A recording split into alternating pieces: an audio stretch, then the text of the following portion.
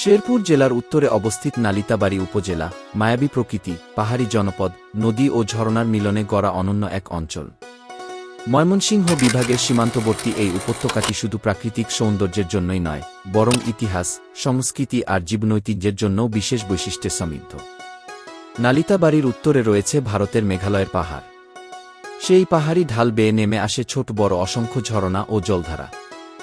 পর্যটকদের কাছে সবচেয়ে পরিচিত জায়গাগুলোর মধ্যে রয়েছে ঘুড়দৌড় বিল, রানী ভবানী টিলা, সন্দেহমূলক গিরিখাত, ছাউতলা ইকো পার্ক এবং বর্ষাকালে রূপ বদলে ফেলা বিভিন্ন পাহাড়ি ছড়া।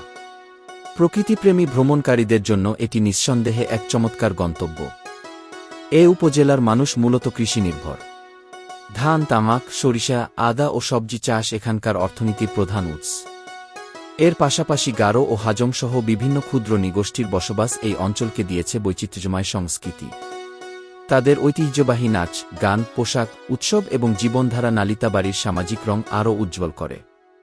শিক্ষা ও স্বাস্থ্যসেবার ক্ষেত্রেও নালিতাবাড়ীতে ধীরে ধীরে উন্নয়ন ঘটছে।